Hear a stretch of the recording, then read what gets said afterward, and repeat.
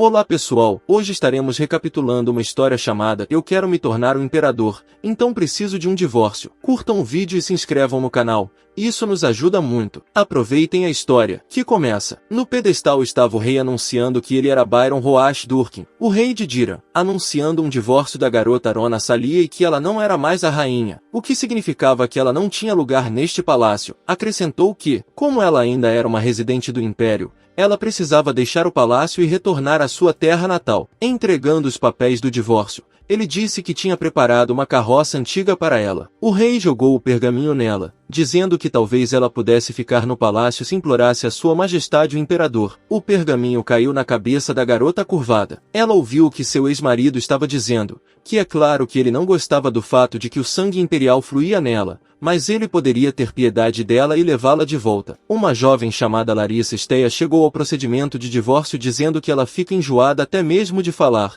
sem mencionar a carroça na qual ela chegou. Ela era filha do conde Steia, o homem mais rico do reino, e trabalhava como serva pessoal da imperatriz de Arona. A garota morava no palácio por causa de seu status como serva pessoal, embora não tivesse sangue real, mas logo se tornou amante do rei, um relacionamento que ele nem sequer escondia. A nova escolhida segurou o rei firmemente pela mão, dizendo que sabia sobre sua situação, mas estava tão preocupada com ele que veio. Byron deu à sua amada uma joia especial, uma elegante tiara de prata feita à mão decorada com diamantes negros que eram mais escuros do que as profundezas do mar e mais brilhantes do que a luz da lua. Era um conjunto junto com sua coroa. As joias com as quais a decoração estava incrustada eram o dote da ex-rainha. Ninguém esperava tal ato do rei porque Arona tinha o nome mais nobre do império. Ela é a única herdeira de todo o poder. As pessoas do reino zombaram dela porque ela recebeu as notícias e os papéis do divórcio com tanta desgraça. As pessoas sussurravam que, pelo seu sangue,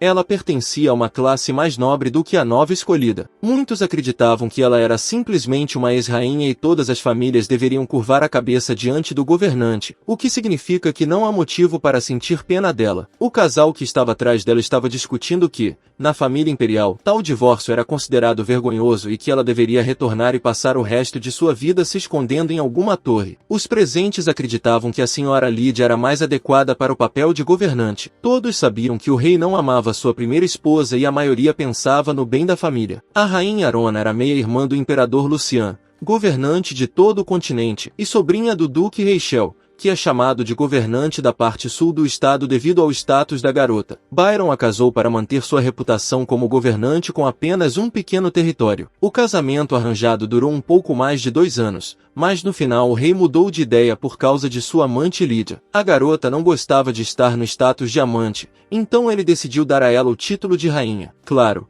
essa não foi uma decisão fácil porque durante a vida juntos, houve várias razões para iniciar o processo de divórcio. O primeiro evento foi a gravidez bastante inesperada da amante Lara. Depois disso, a rainha se tornou mais cruel com sua criada odiada. A última gota que fez o rei tomar tal decisão foi a confiança de que seu relacionamento com o imperador continuaria mesmo após o divórcio. Uma noite, o enviado do governante veio a Byron. O homem era um mágico e se assemelhava a uma bela escultura de gelo. Ele disse que o imperador não era contra o divórcio do governante porque seu reino já havia provado sua lealdade mais de uma vez. O rei, que estava deitado na cama, ficou assustado, mas ao ouvir as boas notícias, voltou a si. Ele continuou ouvindo que o dote da rainha era apenas uma pequena parte do que estava no território do império e seria estúpido estragar as relações por causa de uma ninharia. Após essas palavras, o rei decidiu que não havia mais sentido em adiar, pois eles não insistiriam no retorno do dote. Lembrando de sua esposa, ele percebeu a boa notícia para ele de que poderia se divorciar dela sem perdas. Agora, Byron estava de pé com sua nova escolhida, sobrepujando sua ex-esposa. Ele disse em voz alegre que era hora de terminar com isso,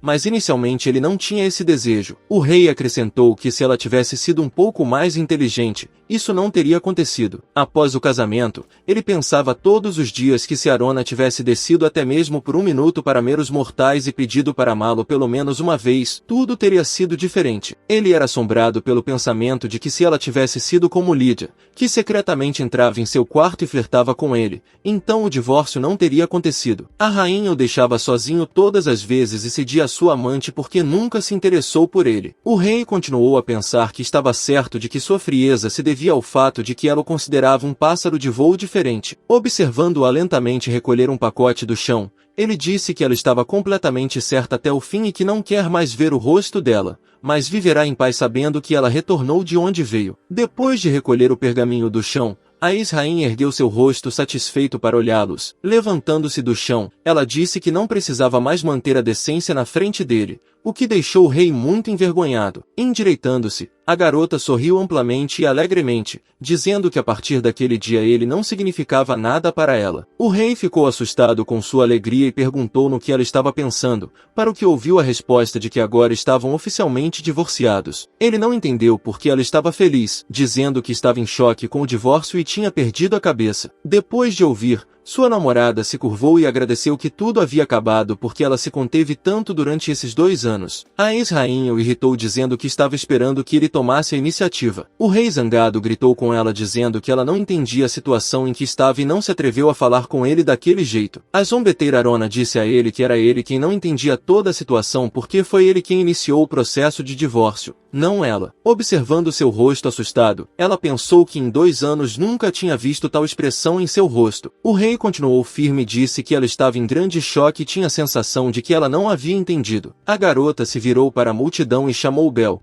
pedindo-lhe para sair e transmitir as palavras do imperador ao rei. Os guardas que guardavam a sala da cerimônia se levantaram e acreditaram que a garota tinha enlouquecido de choque, mas de repente um forte vento se levantou na sala. Todos na sala ficaram assustados com tal aparição inesperada do jovem. O rapaz tinha pele tão branca quanto a neve, cabelos negros como breu e olhos prateados que absorviam tudo ao seu redor, um rosto perfeito criado pelos deuses. O rei rapidamente percebeu assim que a fumaça se dissipou que tipo de pessoa tinha aparecido tão inesperadamente. Era o mensageiro do rei que o visitará uma noite com boas notícias. De medo, o rei gritou porque o enviado do imperador veio até eles naquele momento, para o qual ouviu a resposta de que ele foi ordenado a aparecer. O rapaz acrescentou que ele mesmo não conhecia o enviado do imperador ou assistente do imperador e perguntou se não tinham ouvido a imperatriz chamá-lo. O novo amante do rei perguntou qual imperatriz ele estava falando. Bel informou-lhes que a imperatriz Lucian havia falecido e ele veio para informá-los de sua morte. O rei ficou chocado com a nova notícia e disse que até recentemente tudo estava bem com o governante. Desde tempos imemoriais, o império estava nas mãos da dinastia Kun e o jovem imperador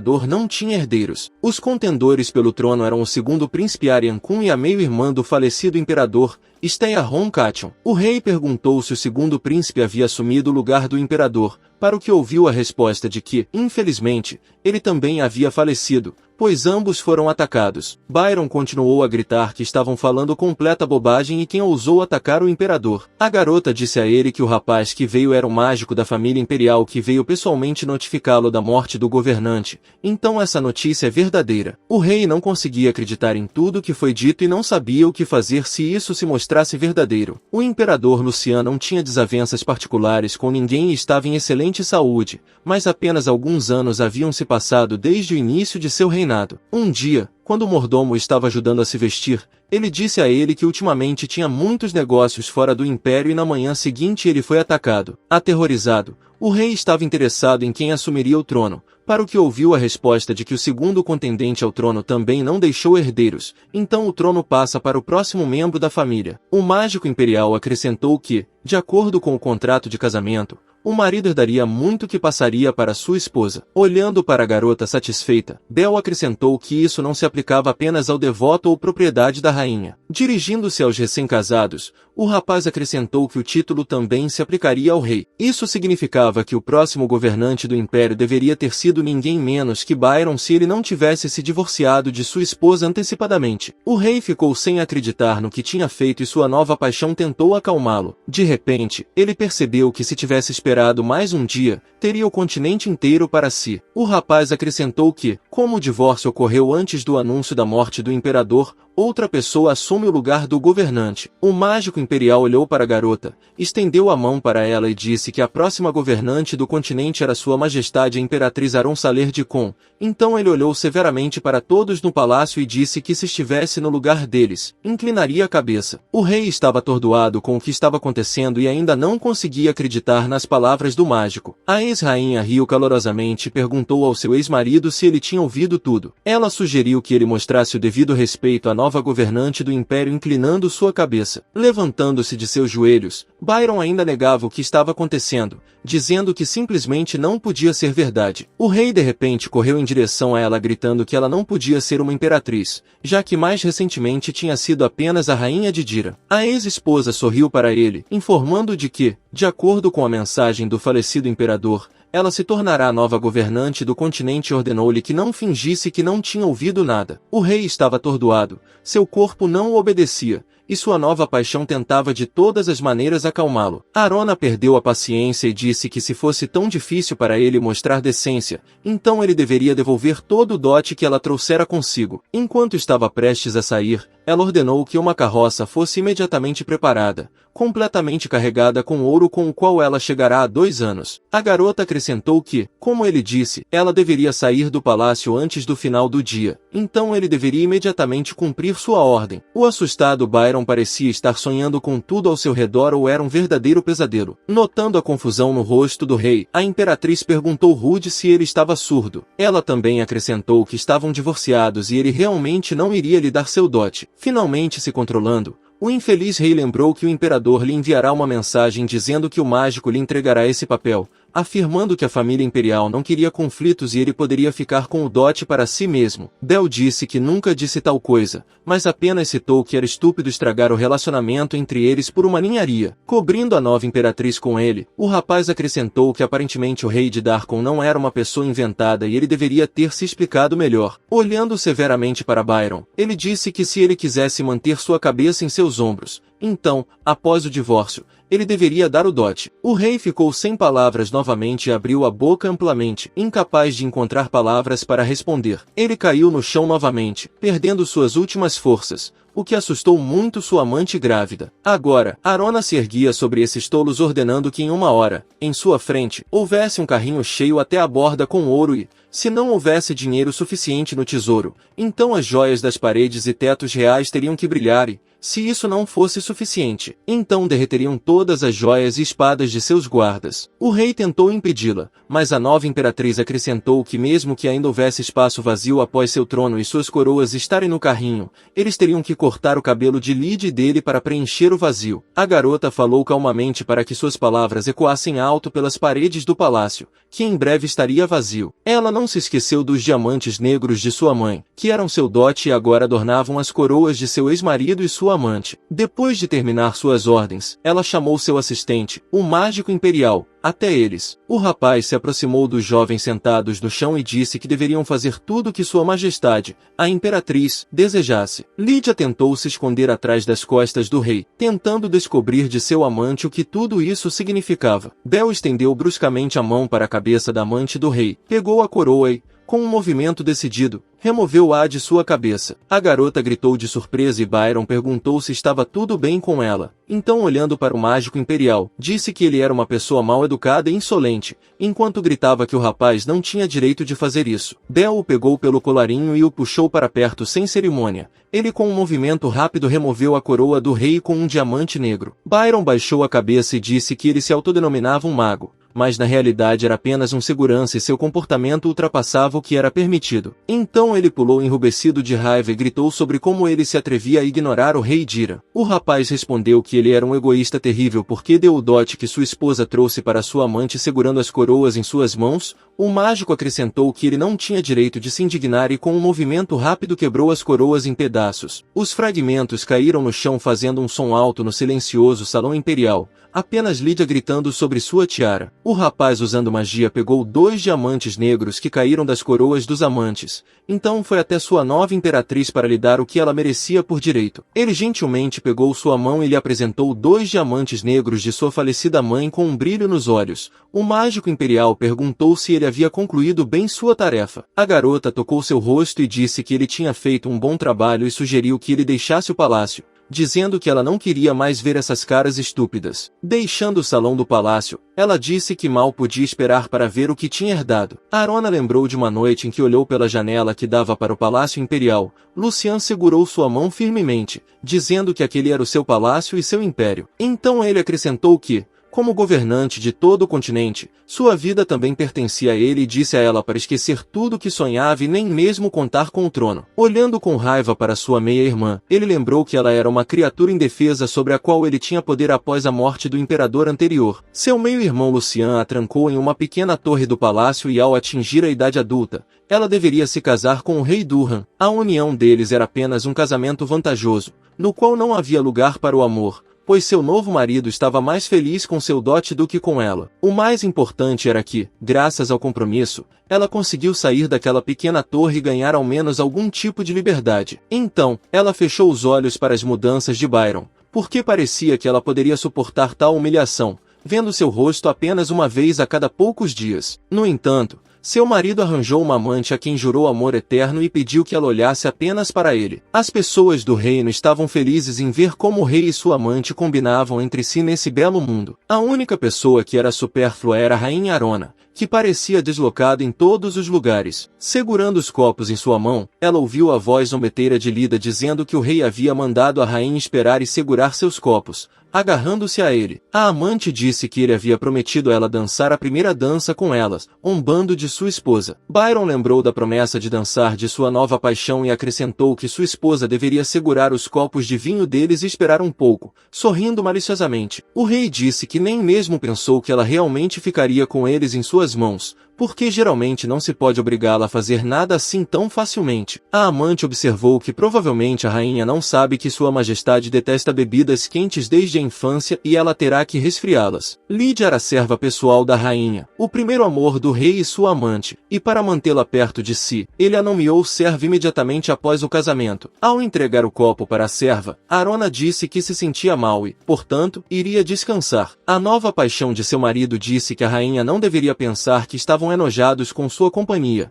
mas se ela quisesse, poderia sair após essas palavras. Lydia correu para as cadeiras do trono e se sentou diretamente no lugar da rainha. O rei acrescentou que não havia mais lugares e a verdadeira rainha teria que ficar de pé, o que devia ser incrivelmente difícil. Voltando para seus aposentos, a garota não conseguia acreditar que estava casada com um tolo desse tipo. Andando rapidamente pelo corredor, ela não conseguia entender em que momento tudo havia piorado tanto. Arona começou a lembrar de como, na noite de seu casamento, o rei partiu em busca da companhia de Lydia. No dia seguinte, ele inventou histórias sobre a noite de núpcias, dizendo que não viu nada de especial em sua esposa, sorrindo presunçosamente. Ele disse aos guardas que, em sua opinião, ela era a pior de todos eles. Ouvindo suas palavras, a rainha foi tomada pelo calor. Ela não entendia como ele poderia dizer uma coisa dessas. No dia seguinte, ele disse que havia confiado a Lydia a gestão dos assuntos domésticos do castelo e, se Arona precisasse de algo, era necessário obter a aprovação de sua amante. Uma semana depois, a rainha acidentalmente pisou na saia de sua nova paixão,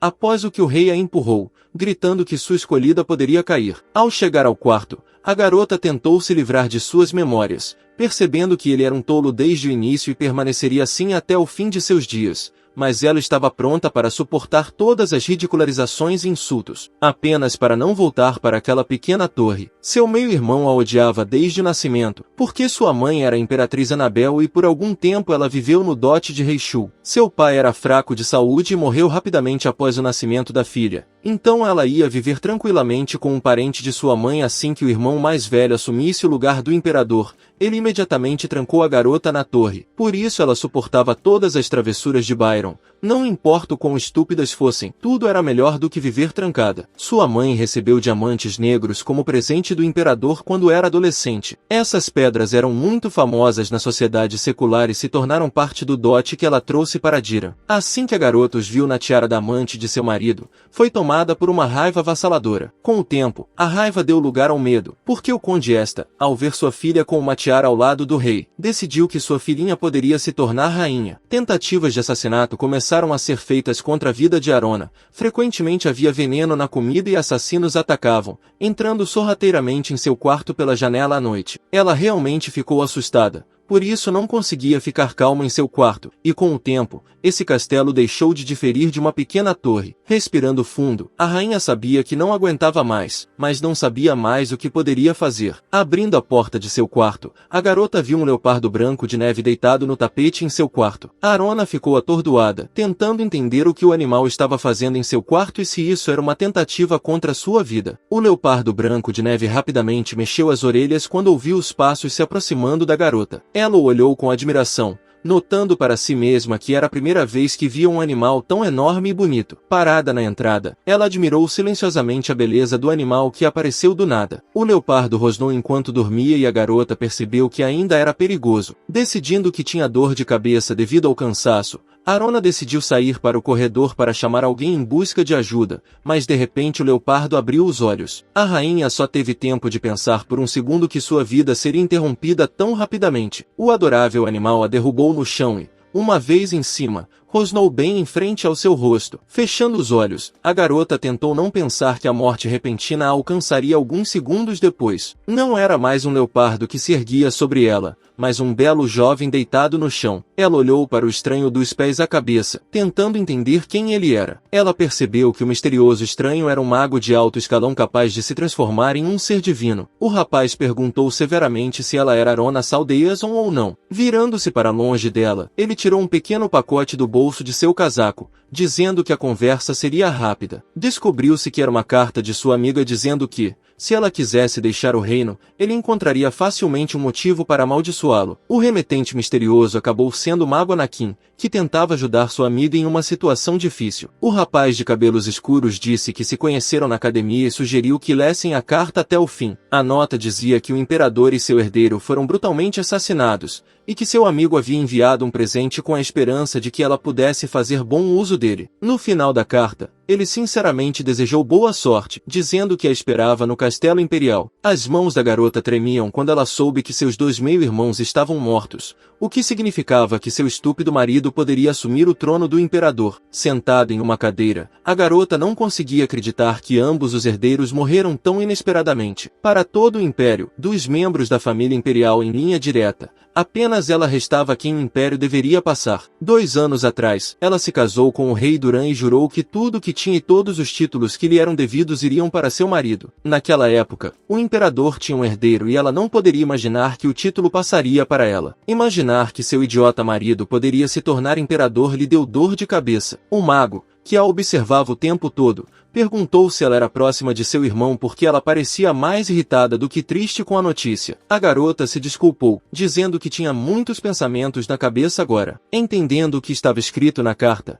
permaneceu um mistério para ela que presente seu amigo havia preparado para ela. Não encontrando uma resposta, decidiu perguntar ao mensageiro sobre que tipo de presente Anakin mencionava na nota. O rapaz também ficou perplexo por ter que comprar algo antes de encontrá-la. Sentando-se em frente a ela, ele perguntou se um presente a consolaria, para o qual recebeu a resposta de que estava escrito assim na carta. Radiante com insatisfação, o mago disse que não lhe deram nenhum presente para entregar. Refletindo sobre a situação, ela pensou que seu amigo não poderia enviar uma mensagem tão sem sentido, e um poderoso mago, olhando para o estranho, perguntou por que ele veio ao reino, para o qual ouviu a resposta de que as boas pessoas atendem aos pedidos de seus amigos. A rainha ficou chocada com tal frase como pessoas boas, porque, se você acredita nas palavras de Anakin, então não havia magos na academia que pudessem ser chamados de bons. Para obter algo como mágico, você tem que pagar um preço exorbitante. O mago começou a dizer que tinha seus próprios motivos, aos quais ela presumia que ele tinha feito uma aposta. Ela acertou em cheio,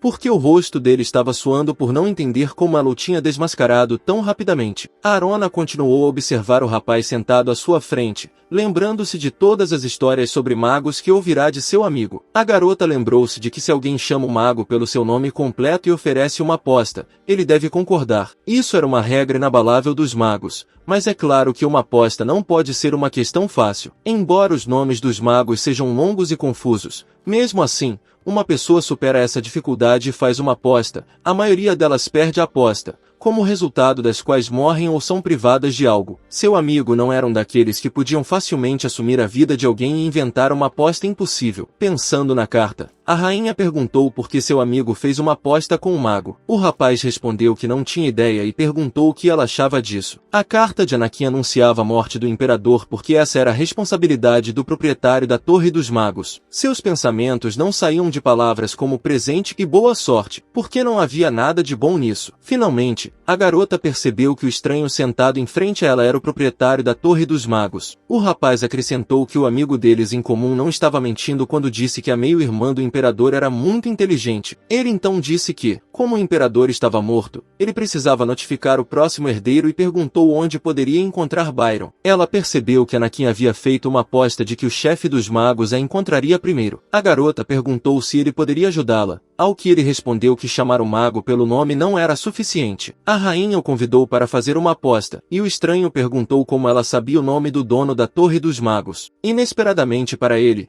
ela disse em voz alta que seu nome era Belcaranas Dias-al-Rupes e Ferineri. O mago ficou chocado por ela saber seu nome completo e tão complexo, e ser capaz de pronunciá-lo corretamente na primeira vez. Mas a garota, sorrindo, disse seu nome novamente, dizendo que seu nome era abreviado para Bel. O rapaz rapidamente percebeu que seu amigo em comum havia escrito seu nome completo na carta, e a rainha não parou por aí, oferecendo-se para fazer uma aposta com ele. Levantando-se da mesa, ela disse que não queria que seu marido herdasse o trono imperial. Sorrindo predatoriamente, ela acrescentou que queria que a vitória fosse apenas dela. Jogando a carta na mesa, a futura imperatriz anunciou que ia se divorciar e assumir seu trono legítimo. Enquanto estava presa, ela teve que permanecer em silêncio por muito tempo sobre o fato de que os Vants, que eram suspeitos de qualquer violação de seu aprisionamento, desapareciam e ninguém sabia o que aconteceu com eles. O imperador não só descontava nos servos, mas também em sua própria meio-irmã. Após o casamento,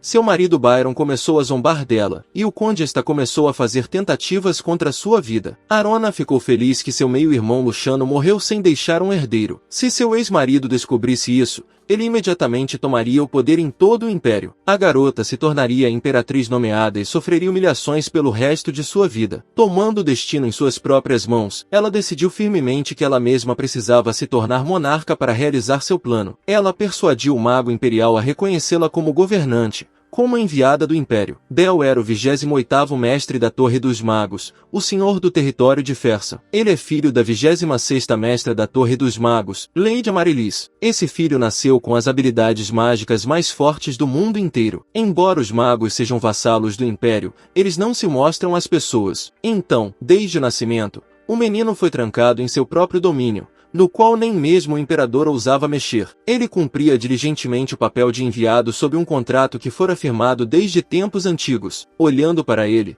a futura imperatriz pensou que havia rumores bastante assustadores sobre o rapaz. Ele entrou na academia aos 15 anos e todos o chamavam de gênio, capaz de estudar todos os tipos de assuntos como estudante externo. Ela também se lembrou do que seu amigo Anakin havia dito sobre como havia um cara verdadeiramente surpreendente entre seus colegas. À sua pergunta sobre o que havia de tão especial nele, a garota recebeu a resposta de que ele tinha um mau caráter e não tinha amigos. Ele também disse a ela que o garoto fazia apostas com outros alunos e então os privava de sua magia. Então ela perguntou por que ele ainda não havia sido expulso da academia, ao que seu amigo respondeu que ele havia sido expulso depois de todos os eventos. Bel voltou e lutou com a 27ª proprietária da Torre dos Magos, com cuja ajuda ele conseguiu tomar o poder para si mesmo. O mago a olhou desafiadoramente, dizendo que ela mesma sabia qual era o preço de tal acordo e que não teria coragem de fazer uma aposta com ele. Arona disse calmamente que sua oferta no acordo poderia satisfazê-lo. Ele pensou que não havia medo em seu rosto, mas, como ela conhecia seu nome, ela estava familiarizada com os rumores que o cercavam. A rainha disse a ele que estava oferecendo sua alma em troca de selar o acordo. O rapaz perguntou se ela entendia como a alma é retirada de uma pessoa. A garota disse que o mago retira metade da vida de uma pessoa e cria uma pedra preciosa,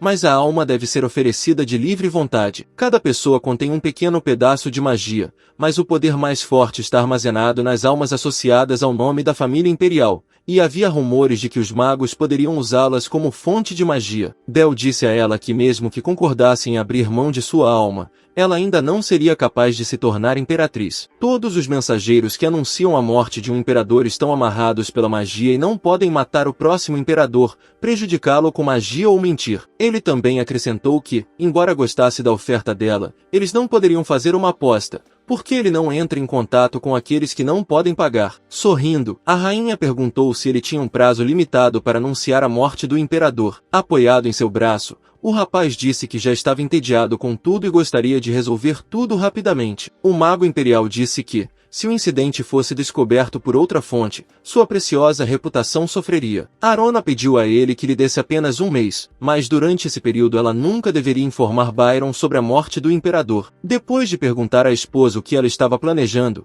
Bel recebeu a resposta de que ela iria pedir o divórcio dele durante esse tempo. Então, a garota acrescentou que se ela se divorciasse do rei, ela poderia reivindicar os direitos ao trono. Caso contrário, ela poderia dar a ele metade de sua vida pela joia. A futura imperatriz disse que, se vencesse, o mago imperial se tornaria seu enviado e ele teria que obedecer às suas instruções. O rapaz, insatisfeito com essa opção, perguntou qual era o ponto da aposta e, uma vez que ela estava fazendo uma aposta com o dono da torre em si, gostaria de receber algo em troca. Ela respondeu que seria suficiente para ela que ninguém visse seu orgulho ser quebrado. Resumindo, a rainha disse que, se fizessem uma aposta, ele teria que adiar o anúncio da morte do imperador. A garota também acrescentou calmamente que, se ele quisesse levar sua alma, ele deveria ajudá-la a sobreviver, imaginando como ela zombaria friamente da amante de seu marido, permitindo-lhe fazer todo tipo de loucura. O rapaz obviamente gostou dessa proposta, pois um brilho de interesse surgiu em seus olhos. Sentado em frente a ela à mesa, Bel disse que ela conseguiu interessá-lo. A futura imperatriz ficou satisfeita consigo mesma,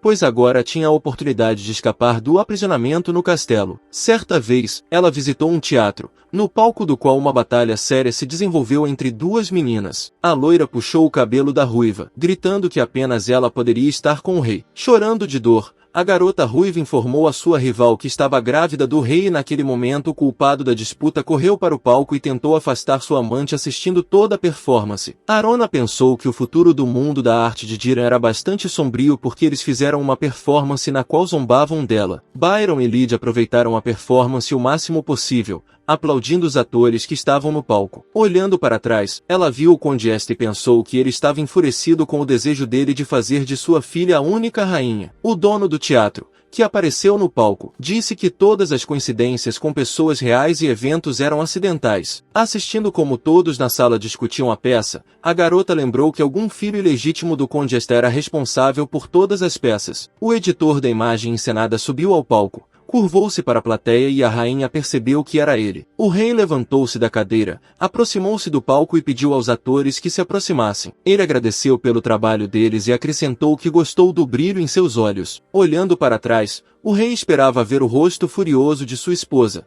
mas em vez disso viu calma. Decidindo zombar dela, perguntou qual cena ela mais gostou. Então Byron propôs uma ideia ainda mais absurda para ela interpretar o papel de sua esposa na peça. A pobre garota queria se afundar no chão só para nunca mais vê-lo. Todas as pessoas na sala assistiram enquanto o rei zombava de sua esposa. A garota decidiu que era inútil discutir e pediu ao ator, que também era o editor da peça, que a ajudasse. O cara concordou de bom grado em ajudá-la e seu marido disse que ela não tomava a iniciativa há muito tempo. Ela se virou para o ator, cujo nome era Rick, e disse para ele se aproximar. Quando ele já estava muito perto dela, começou a se sentir muito envergonhado, o que não escapou ao olhar da garota. A rainha, com um sorriso frio no rosto, disse para ele se aproximar ainda mais dela e estendeu a mão para ele. Ela tocou a mão no peito do jovem ator e começou a interpretar seu papel, flertando com ele. Arona disse que ele era o principal homem bonito de Diran e é assim que ela o imaginava em seus sonhos por tanto tempo. Rick agradeceu confuso com uma voz trêmula e tentou recuar um pouco. Todas as senhoras na sala começaram a sussurrar entre si e observaram sua rainha com medo. Até a amante do rei olhava com medo nos olhos enquanto sua rival atuava na peça. O rei ficou indignado com suas palavras de que o ator parecia nobre de verdade e que todos os presentes deveriam curvar a cabeça diante dele. Depois de uma longa pausa, esposa. A rainha pisou no pé de Rick, lembrando-lhe que era sua vez. Ele disse a ela que o roxo pertence apenas aos reis e que não há ninguém mais digno do que aquele que está casado com uma coroa.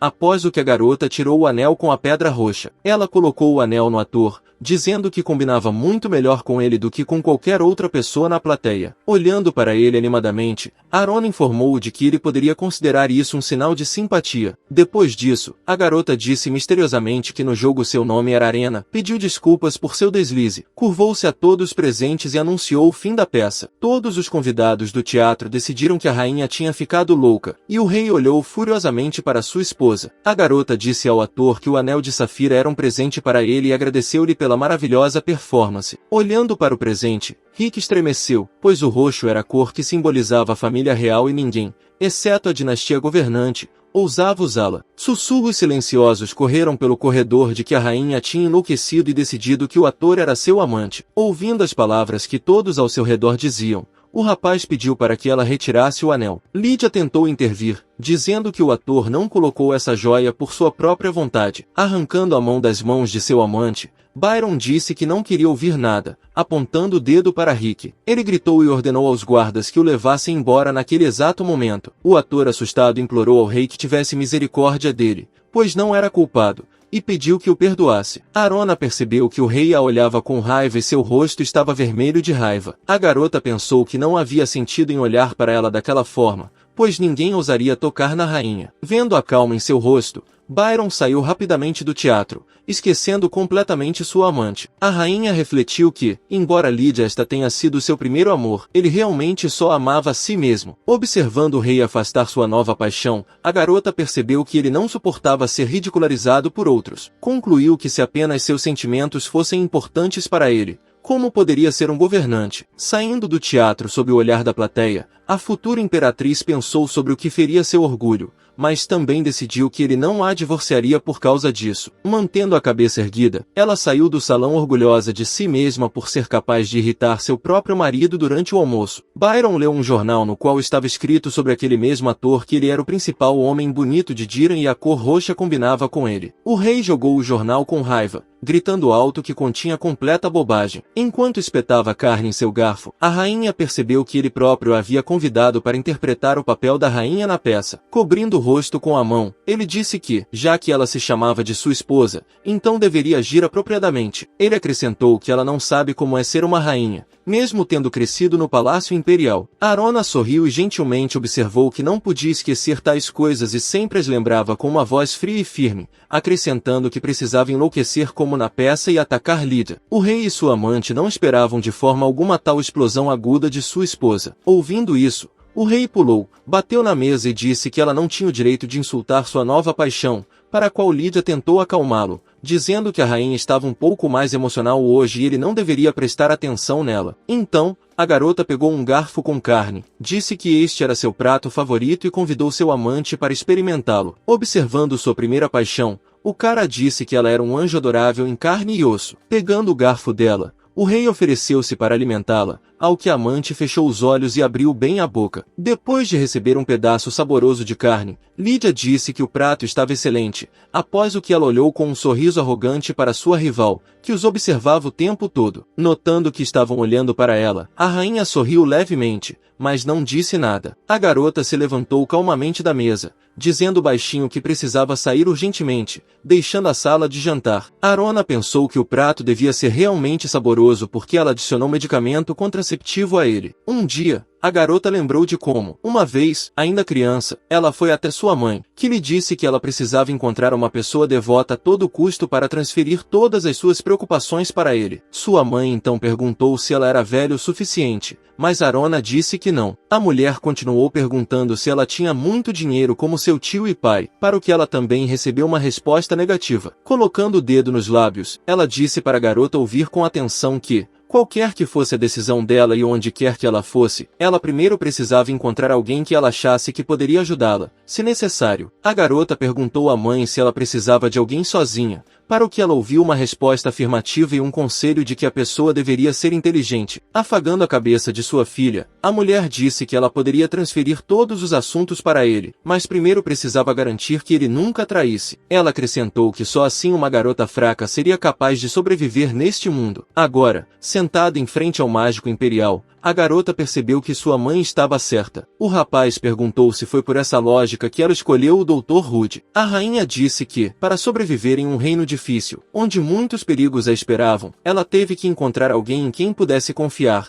e sua escolha recaiu sobre o homem que a havia salvado da intoxicação mais de uma vez e cuidou de sua saúde. Lembrando-se de seu médico, ela era profundamente grata a ele por ajudá-la a conter o avanço de seus inimigos. Dr. Rude teve muita sorte de estar no lugar certo e na hora certa, porque graças a ela a rainha ainda estava viva. A garota vinha de uma família grande e bastante pobre que precisava de seu trabalho e renda. O mágico perguntou se o médico real realmente precisava de algo, para o qual recebeu a resposta de que ela era apenas uma estudante do médico real e que também apoiava sua mãe gravemente doente e seus irmãos mais novos. A rainha lhe pagava recompensas bastante generosas por salvar sua vida mais de uma vez. Arona agradeceu-lhe uma vez, mas pelo contraceptivo para Lídia que ela fez para ela. O médico ficou surpreso que sua senhora não estivesse mais preocupada com a gravidez de sua amante. A rainha disse que se tivesse algum indício de gravidez que ela pudesse deixar totalmente, ela estaria preocupada. Ela pediu a Dr. Rude que diagnosticasse sua nova paixão com gravidez em 3 semanas. A aprendiz de médico imperial disse que prepararia um medicamento que faria sua senhora pensar que estava grávida. E minhas memórias foram interrompidas por Bel, que lhe disse que ela se mostrou muito mais inteligente do que ele esperava. A garota se alegrou com o elogio, dizendo que lhe disse que era um gênio. O rapaz estava interessado em como ela ainda estava viva,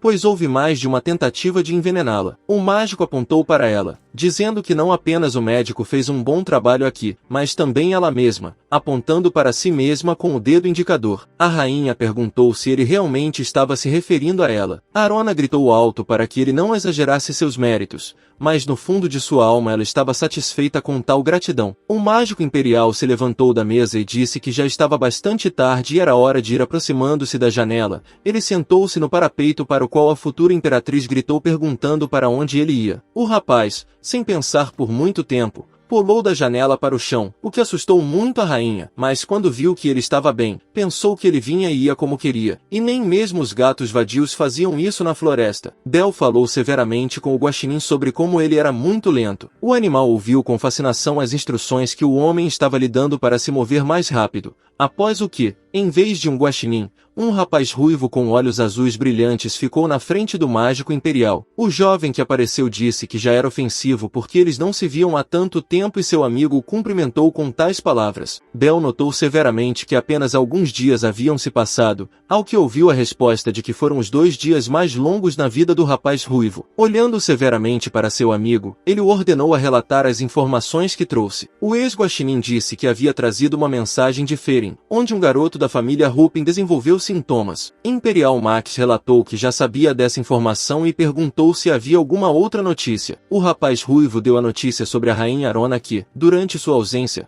conseguiu destruir todo um grupo teatral. Bel não conseguia acreditar em suas palavras, então perguntou várias vezes se ele realmente ouvirá que ela havia ouvido uma tropa inteira de atores em 2 dias, para o que recebeu um aceno afirmativo. O informante acrescentou que, em sua opinião, a garota era muito mais perigosa do que poderia parecer à primeira vista. Depois de ouvir todas as notícias, o mágico imperial perguntou ao rapaz se ele havia trazido o artefato e começou a observá-lo tentando tirá-lo do bolso. O rapaz ruivo deu a Bel uma bússola, dizendo que Anakin colocava as mãos em bons artefatos assim que apareciam. Pegando a coisa em suas mãos, o mágico a ativou e viu o que aconteceu com a tropa teatral. Tendo conhecimento de toda a situação, ele sorriu contente, claramente satisfeito por a garota ser tão astuta. O rapaz ruivo ficou encantado com o artefato, falando sobre como era incrível. Descobriu-se que na forma de um guaxinim, ele foi capaz de se infiltrar no teatro e assistir tudo o que acontecia com seus próprios olhos. O rapaz acrescentou que isso não era apenas um acidente,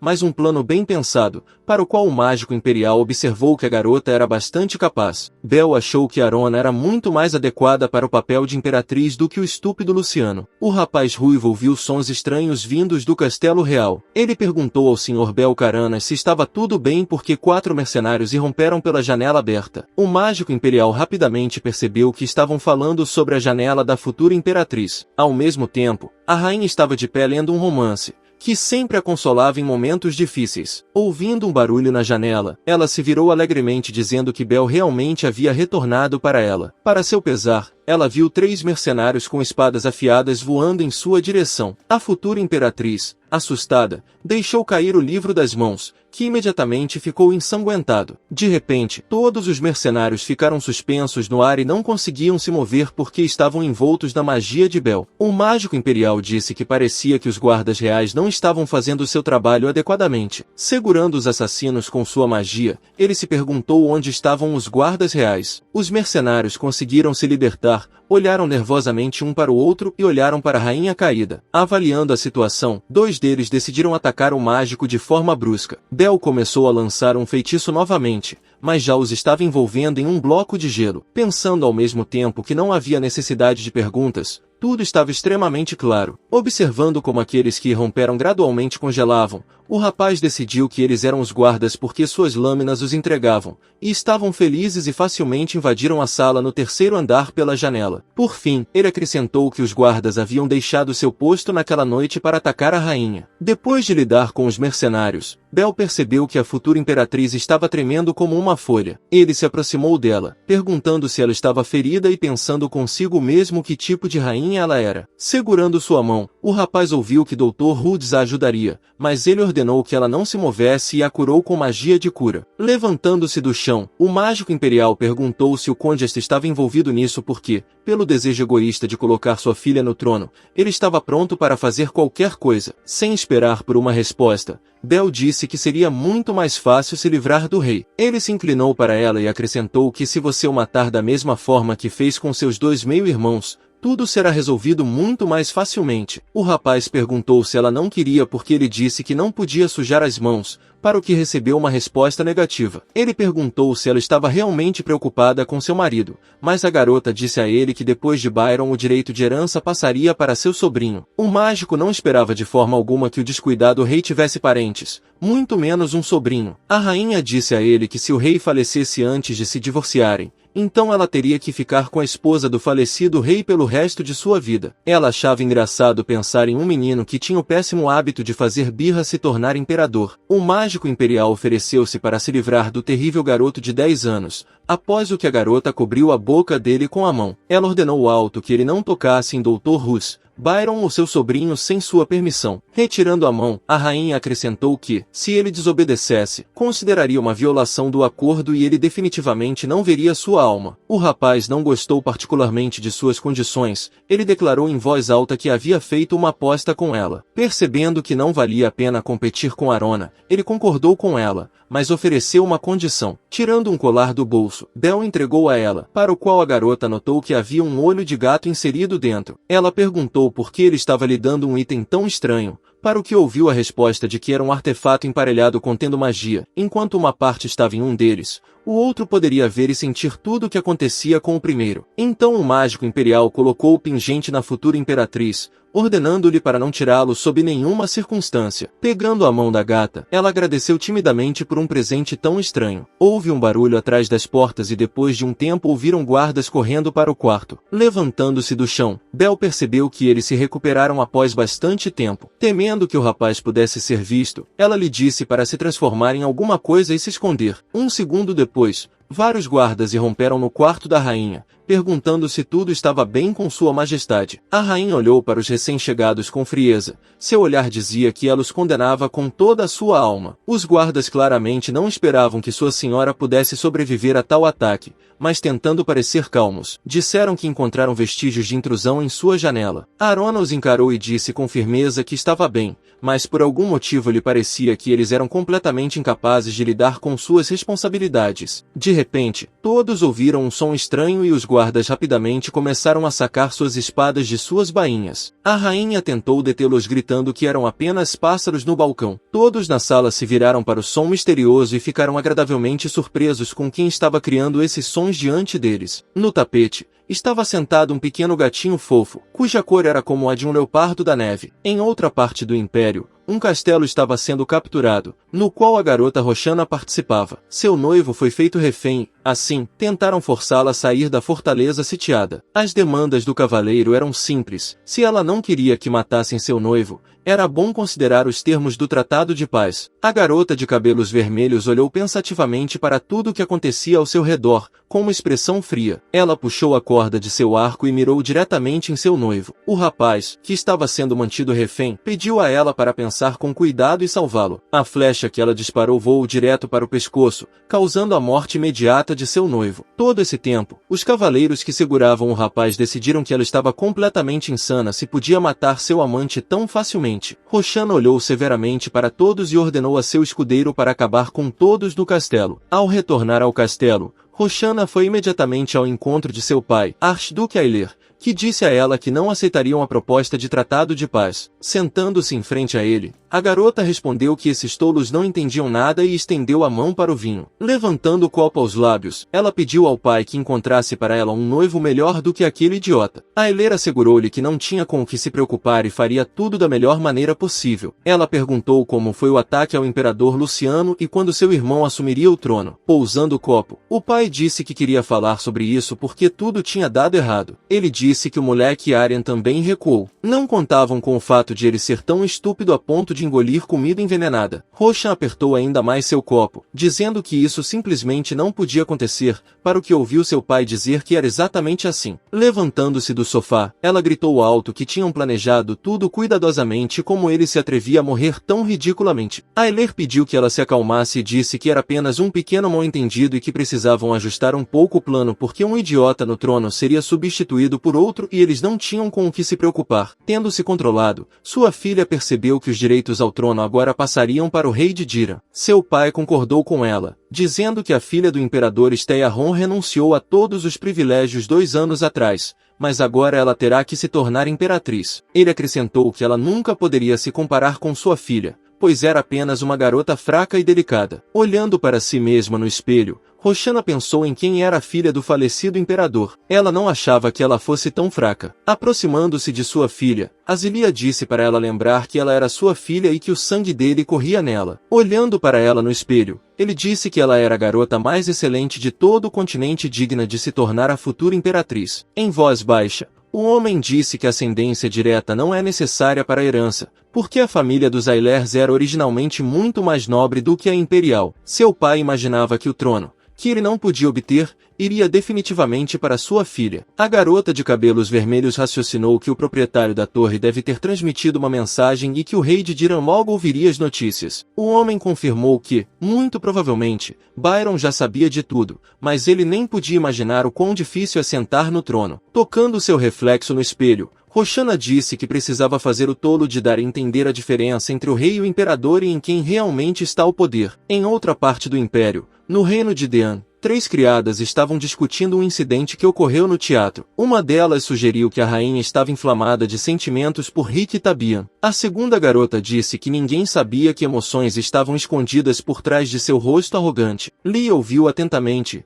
No final da conversa delas, acrescentou que eram apenas rumores vis. Ela disse que a rainha ainda não entendia como se comportar em seu reino e que elas, como criadas, deveriam ensinar-lhe um comportamento adequado. As portas da estufa se abriram e a senhora se virou ao som, pensando em quem ousava entrar em sua estufa verde. Arona se aproximou delas falando sobre como poderiam aproveitar a cerimônia do chá em sua ausência. Todos, exceto Lydia Rose, se levantaram para cumprimentar a rainha quando ela entrou. A nova paixão disse que Sua Majestade ainda decidiu se juntar a eles. Ela também acrescentou que a rainha poderia ter avisado e perguntado por que ela abriu a porta com as próprias mãos. Arona respondeu que recebeu um convite, mas a porta estava trancada e ela teve que abri-la sozinha, ao que recebeu a resposta de que, nesse caso, ela deveria chamar os serviçais. A futura imperatriz ordenou que lidasse com esses serviçais que limpavam descaradamente suas saias na estufa. Sentada em uma cadeira, a rainha pensou que sua senhora era claramente filha de seu pai, porque repetia a mesma coisa várias vezes. As tentativas dessas duas de humilhá-la ou matá-la eram sempre as mesmas. A filha frequentemente a convidava para uma cerimônia de chá,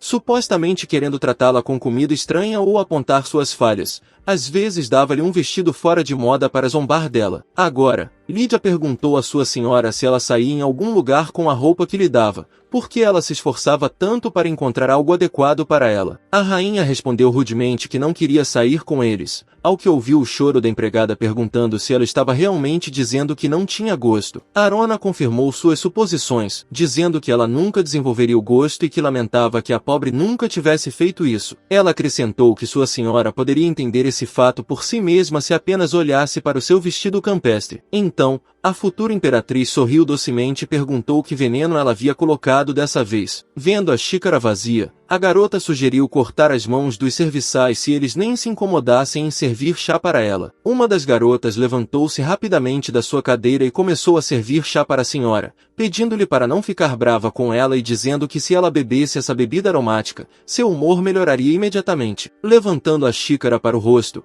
Arona percebeu que eles haviam colocado algo na própria xícara, pois a cor do chá havia mudado dramaticamente. Duas criadas satisfeitas assistiram sua rainha beber seu chá, dizendo que deixou um gosto doce. Pegando a xícara dela, a garota disse que se elas gostassem dessa bebida terrível, então aparentemente tinham problemas com suas papilas gustativas. Lídia sorriu satisfeita, trouxe uma xícara de chá para ela e disse que estava preocupada que a rainha estivesse menos perceptiva. Então, ela acrescentou sarcasticamente que Sua Alteza só ama garotas inteligentes o suficiente. Arona levantou-se abruptamente de sua cadeira segurando uma xícara de chá apimentado, dizendo que sua querida serva estava cuidando dela e ela deveria retribuir essa gentileza. A garota segurou o queixo da amante de seu marido tentando abrir sua boca o mais amplamente possível, trouxe uma xícara de chá ao seu rosto e ordenou que ela bebesse o conteúdo até o fim, porque era assim que ela expressava sua gratidão por uma serva tão fiel. Abrindo sua boca, a futura imperatriz começou a despejar lentamente chá apimentado nela. Quando o líquido acabou, a rainha se afastou, enquanto Lídia se engasgava e tentava limpar os resquícios do rosto. Ela não percebeu imediatamente que sua língua estava perfurada por uma dor ardente porque o chá estava incrivelmente apimentado. Enquanto as três garotas tentavam descobrir como aliviar o sofrimento de sua senhora grávida, Arona se serviu de chá. Notando isso, a nova paixão rapidamente arrancou a xícara de suas mãos e começou a beber avidamente a bebida. Ao terminar, ela percebeu que era o mesmo chá do mesmo bule. Observando tudo o que acontecia, a rainha percebeu que aparentemente o chá era do agrado de Lídia. A mãe da amante do rei rompeu na estufa gritando sobre o que estava acontecendo lá. Vendo sua filha, ela correu rapidamente até ela, tentando acalmá-la e descobrir todos os detalhes. Olhando para a mulher que entrou, Arona pensou que sua mãe havia chegado. Abraçando sua filha, a mulher perguntou em voz alta quem a havia levado a isso,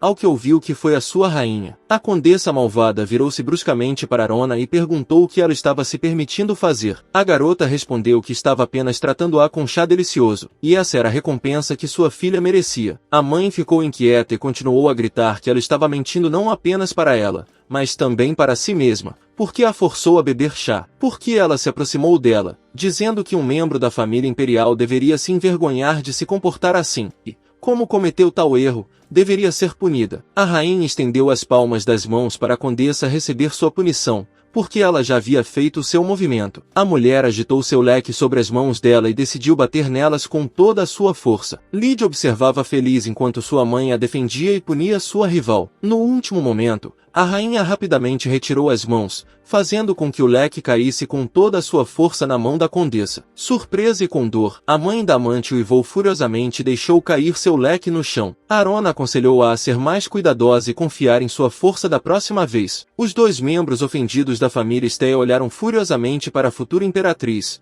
e a mulher disse que havia removido as mãos de propósito. Ela continuou gritando que em 2 anos a garota não havia aprendido nada, para o que recebeu uma resposta afirmativa da rainha. A condessa não esperava que concordassem com ela, mas Arona acrescentou que tudo estava exatamente como ela disse, rindo deles. A rainha disse que não tinha aprendido absolutamente nada, mas havia uma coisa que ela definitivamente lembrava. Olhando para os infratores, ela disse que a rainha deveria estar encarregada da economia do reino e que era ela quem deveria contratar e demitir. A condessa começou a retrucar, dizendo que as coisas eram diferentes agora e que ela reportaria tudo isso para Sua Majestade. Passando pela mãe de sua senhora, a garota disse a ela que a partir daquele dia estava demitida e poderia ser livre. A mulher perguntou com base em que estava sendo demitida, para o que recebeu a resposta de que era necessário se livrar de funcionários incapazes. A rainha acrescentou que durante esses 2 anos eles recebiam um salário tão alto, mas não conseguiram ensinar nada a ela. A mãe da nova paixão culpou Arona por tudo,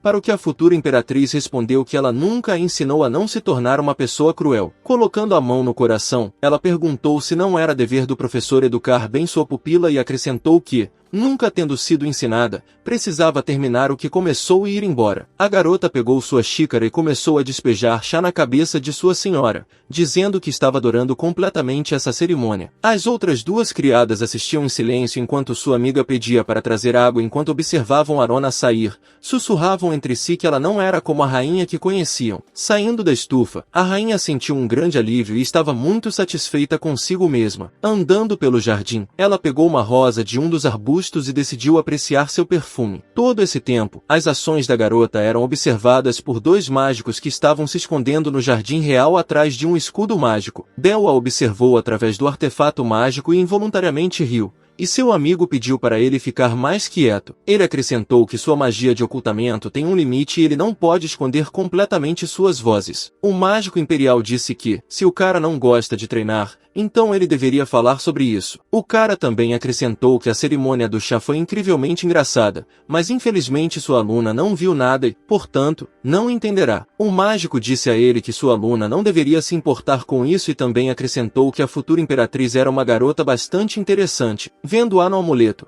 Bel disse que estava muito surpreso como ela conseguia se conter com tal caráter. Segurando o domo mágico, o rapaz virou-se e perguntou se ela finalmente tinha revidado, ao que ele recebeu a resposta de que a garota era sincera em suas ações. O menino ruivo pensou sobre isso e disse que sinceridade é veneno para as pessoas, porque muitos morrem por causa disso. O mago imperial disse que a rainha definitivamente tem algum tipo de plano oculto. Seu aluno perguntou qual benefício havia para eles, o que surpreendeu seu professor, então ele adicionou que realmente não queria ganhar a aposta e ficar com a alma dela para si mesmo. O cúmplice perguntou a Bel se ele e a futura imperatriz realmente fizeram uma aposta e se ela se divorciasse do mago, ele receberia sua alma. O dono da torre conjurou uma bola mágica ao redor do aluno e ordenou que ele saísse, pois ele tinha se tornado tão falador. O rapaz ruivo voou para baixo do galho envolto em magia de seu professor. Uma vez no chão, ele olhou para cima com desprazer, amaldiçoando o homem sentado lá. Bel decidiu que continuaria a ver o que ela poderia inventar desta vez. Naquela mesma noite,